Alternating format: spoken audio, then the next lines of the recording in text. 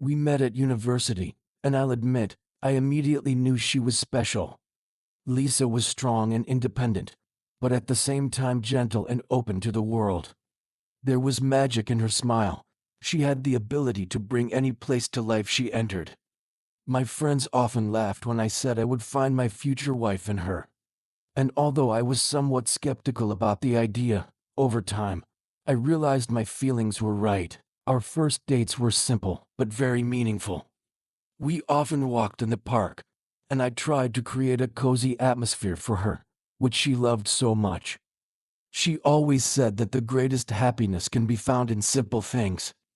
I remember when we went to our first movie together, holding hands and feeling how, with each passing minute, we were becoming a part of each other. But what I remember most is that evening when I organized a romantic dinner for Lisa. I reserved a table at a small restaurant where she had always dreamed of going, but never had the chance. At first, she was surprised. Then we discussed the menu, laughed, and shared stories from our childhoods. Lisa was so natural and open that I felt our love deepening with every moment. As time went on, when we started living together, our life wasn't just filled with joy. I remember how hard it was for Lisa during that difficult period in her career. She often came home tired and disappointed. Then, I tried to do everything I could to support her. I cooked her favorite dinner, was always there when she needed rest or just someone to talk to. I knew how important it was to support each other during the toughest times. And that became the foundation of our relationship. One time, Lisa didn't come home until late at night, and I couldn't hold back. I asked her what had happened. She shared how she wasn't being supported at work, how she was trying to balance her career and personal life. And it was then, when I saw her tired eyes, that I understood how important it was to be not just a partner, but a friend, someone she could always rely on. I promised her that together we would get through this difficult time. And even though her work became harder and harder, we managed to get through it together. No matter how deeply we loved each other, over time, we began to face the reality of being in a relationship, and the first arguments were inevitable. We were young, in love, but still figuring out how to build a healthy relationship when our viewpoints clashed. One of the first arguments occurred when I forgot about an important meeting for Lisa. It was something she had been looking forward to, and my disregard for her feelings deeply hurt her. I remember how she silently sat at the table, her eyes filled with disappointment, and even I, usually so confident, couldn't find the words to justify myself. You always put your own affairs first and leave mine for last. She said coldly, sighing, and those words pierced my heart. I immediately felt how bitterly true the situation was. She was right. I hadn't understood that for Lisa. This meeting was very important, and I had just ignored her feelings. That evening I sat alone in my room, feeling the weight on my heart. All my attempts to apologize seemed pointless. I knew I needed to do something more than just words. The next day, I decided to do something special for Lisa. I organized a surprise evening. We went to her favorite cafe, where she had often dreamed of going. But this time, it was all for her, a symbol that I was ready to change my priorities. All these small details I tried to make up for my mistake meant so much. We talked for a long time, and although it was difficult at first, we started opening up to each other more. I realized that in a relationship, there's no place for pride or silence. We needed to learn to talk about our feelings, about what bothered us, even when it was painful. But not everything was as perfect as we thought. One night changed everything. Lisa began coming home late, as if something was hidden behind her gaze. I noticed this, but again didn't pay attention to the small things. Moreover, I had my own affairs, and I began forgetting important moments in our life. One day, returning home early, I found an unknown phone number in her bag, which I couldn't ignore. At first, I didn't understand what it meant, but the more I tried to push away these thoughts, the more doubts overwhelmed me. I decided to call the number. Lisa wasn't home, and again, I felt that cold, unfamiliar fear. And then, when she arrived, I couldn't hold back. "Lisa, who is this?" I asked, holding her phone in my hands. At first, she was surprised, but then her face changed, as if everything fell into place. This isn't what you think. He started, but I didn't wait for excuses. I understood. This wasn't just curiosity or a casual flirtation. It was betrayal. She didn't try to deny it. Her eyes were full of regret, but tears couldn't bring back what had already been lost. I just remained silent, not knowing what to say. That night became for both of us the final moment when we realized that the truth couldn't be hidden anymore.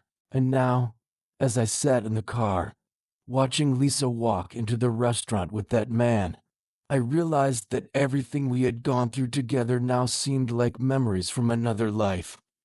No matter how hard I tried to leave it behind, I still remembered our first trip together to the sea. How we stopped at the beach, held hands, and the sea waves embraced us. That was our place, where we dreamed about the future. I remembered how we would visit relatives together, spend holidays laughing, cooking festive meals, and even when small conflicts arose, we always found a common ground. Our love seemed so strong, so unshakable, but now, as I sat in the car, those moments seemed distant, and all my best memories had scattered. Time passed, and I began to realize that my perspective on what had happened was gradually changing. I started to feel the pain, but along with it, new strength to move forward. When Lisa left, I initially felt shock and disappointment. How could everything we had just fall apart so easily? I couldn't understand why our relationship, which seemed so stable and strong, couldn't withstand this trial. But with each passing day, I began to understand that our love hadn't been in vain. All those moments when we laughed, traveled, cooked dinner together, supported each other during tough times, all of that was a part of our story. I began to appreciate those moments, even if they now remained only in memories. One day, I decided I could no longer stay in the past. I felt how every hour spent reflecting took more energy from me than it gave. I returned to myself. I began spending more time with friends, discovering new passions, immersing myself in work. It was a difficult process, but it gave me a sense of inner cleansing. One of my steps was returning to old hobbies. I remembered how, before, Lisa and I had gone to a mountain resort, where I took her for the first time, where we woke up early, drank coffee, and watched the sunrise, then went hiking, feeling the full freedom and unity with nature. Now, I went to these places alone, but without her. And although it was hard, I felt how nature and solitude helped me heal my wounds. Months passed, and I began to realize that my feelings for Lisa hadn't disappeared. They had changed. They were no longer painful. It was more like quiet gratitude for everything we had gone through together, and the understanding that people can change, and so can relationships. I realized that the best thing I could do was let her live her life, and for me to move forward. One evening, I accidentally bumped into her at a cafe. She was sitting at a table with someone else, and I felt a wave of calm wash over me. It was no longer pain. It was just a meeting of two people who once shared part of their life, but now each was walking their own path. We talked for a few minutes. She looked happy, and I felt proud that she had found her happiness. I also felt how important it was not to hold grudges in my heart. This was true freedom, not having any claims, but simply understanding that everything that had been had its time and place. Over time, I began to find new meaning in life. I met new people, traveled to new countries, discovered worlds I hadn't thought about before. And although I sometimes remembered Lisa, I no longer worried about what we had lost. What mattered to me was that I had gone through that period with dignity and now could move forward. And one day, a few years later, I met someone new, a person with whom we shared no less interesting and sincere story. But I no longer compared her to Lisa. This new person was part of my future, while Lisa remained a part of my past. We never know where life will take us and who of those we love will stay with us forever. But I've learned that every meeting, every love, even if it doesn't last forever, makes us stronger and wiser. And in the end, it's that experience that helps us become who we are and achieve true happiness. Before we move on to the next story, don't forget to subscribe, leave a like, and comment where you're watching this video from. All our meetings started as just casual hangouts with friends. A quiet summer. We gathered for a party that was supposed to be carefree, filled with laughter and fun conversations. I had no idea that evening would change everything. My name was Adam. I was a musician, though I hadn't achieved much success yet. Most of my friends didn't even understand what it meant to be a musician. For years, I played the guitar, wrote songs, but I couldn't turn it into a career. I worked at a cafe, which didn't give me the chance to become the person I wanted to be. Yet, I didn't give up. Music was my lifeline, even when everyone around me laughed at my ambitions. And then there was her Sophie. She was always radiant. Everyone at the party looked at her. She laughed, talked, and practically radiated an energy that made everyone feel better. Sophie was the kind of person who couldn't go unnoticed. And though her looks were stunning, her inner world was even more captivating. She was strong, determined, yet knew how to be gentle and kind. That evening, we talked a lot, laughed. It turned out we shared a passion for music. She even showed me some of her favorite songs, and we spent hours discussing bands and albums. Her eyes lit up when she talked about music trends, and I felt a certain emotional bond forming between us. It was something special. I wasn't at the peak of my career, and she knew it. I wasn't ashamed to admit that I didn't have a big income. But that didn't become a barrier between us. Sophie never doubted me. She believed that a person should be good, not just financially successful. And that impressed me so much that I felt special around her. We started seeing each other more often. I opened up to her, shared my dreams and ambitions.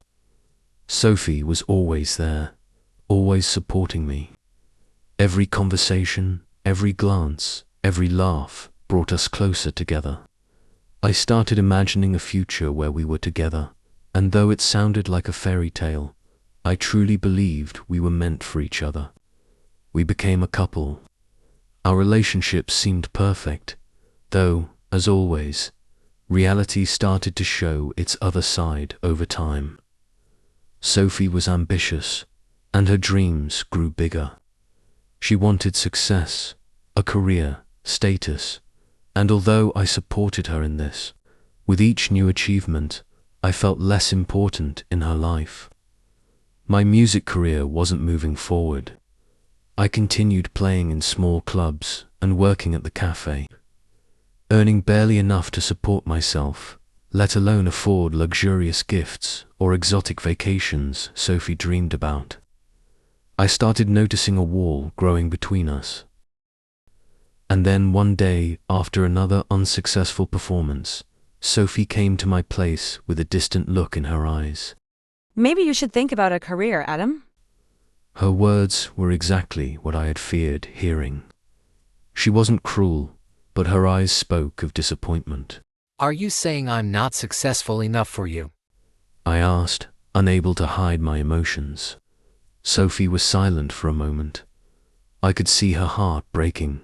She tried to explain, but her words sounded like excuses. I don't want you to misunderstand me. But I want more. Do you understand? Those words hit me like a punch. My music, my creativity, my dreams no longer seemed important to her. She wanted stability, even if, for a moment, that feeling was somewhat deceptive. I felt that she was trying to say I wasn't the one she was looking for. After that conversation, I knew something had changed between us. Sophie no longer put our moments together first. She started spending more time with her friend, James. He was a successful businessman, and his career was thriving. He could afford the things Sophie and I had only dreamed about, and I felt he was taking my place in her life. One evening, I came to her apartment earlier than planned. I wanted to surprise her cook dinner, play my guitar for her, but what I saw made me freeze. Sophie and James were sitting together on the couch, their eyes full of something I feared, something I refused to acknowledge. They were kissing. My heart shattered. Sophie. I barely managed to say her name. She lifted her head, and I saw her face flush with shame. But it was too late. I didn't mean for this to happen. Adam, I'm sorry. She said, but her words meant nothing. I left the apartment without saying another word. Time passed, and my heart slowly healed. I decided I wouldn't dwell on regrets. Music became my only true friend. I started working with new people who helped me record my first professional album. My songs started gaining attention, and I was finally noticed. Although I couldn't turn back time, I realized this was a fresh start. Music became my strength. And when I became successful, when money and fame found me, I thought about Sophie. But without pain, I had become the person I had always wanted to be. And now, I had the power to choose who I wanted in my life. She called. Adam, I made a mistake. I want to fix things between us. You've changed, but I've realized you still matter to me. But I was no longer the same person. My feelings had changed. I wasn't the one seeking her forgiveness anymore.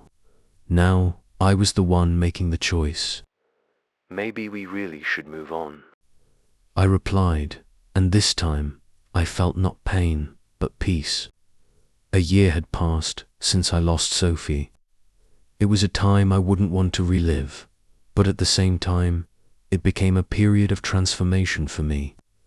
Music was my salvation, and the success I achieved proved I was capable of more than being someone people laughed at. I took control of my life and believed in myself, not in what others said about me. That year, I recorded a second album, which became even more popular. I started getting more performance invitations, playing on bigger stages. My songs were played on the radio and TV. I was happy that my dream had come true. But it wasn't success that mattered most. It was the fact that I had found happiness without Sophie. Then, one day, I received her message. Hey Adam, I know it's been a while, but I really want to meet. There's so much I want to say, can we? I sat in my studio, listening to a new song. At first, I couldn't believe it. Sophie, after everything. After her betrayal. After I had worked so hard to achieve what I had. Still, I decided to meet her. We met at a cafe where we used to spend time together. It was a special place for me, as it was where I first opened my heart to Sophie. When I arrived, I saw her standing at the entrance, hesitant. When she saw me, her face showed a mix of regret and hope. I know I made mistakes. She started, her voice quiet. I thought I needed success and money, but what I truly needed was support. And you were always the one who believed in me. I sat silently, processing her words. I had changed. Time and pain had done their work. We won't be together again, Sophie. I finally said. She nodded, as if she had already known my answer. I understand. I just wanted to say that I'm sorry. Left the cafe feeling at peace. My life was moving forward, and although it hadn't been easy, I knew I still had the right to happiness even without Sophie. From that moment on, I immersed myself in music again. She remained an important memory, but I had become stronger and more independent. My journey was just beginning.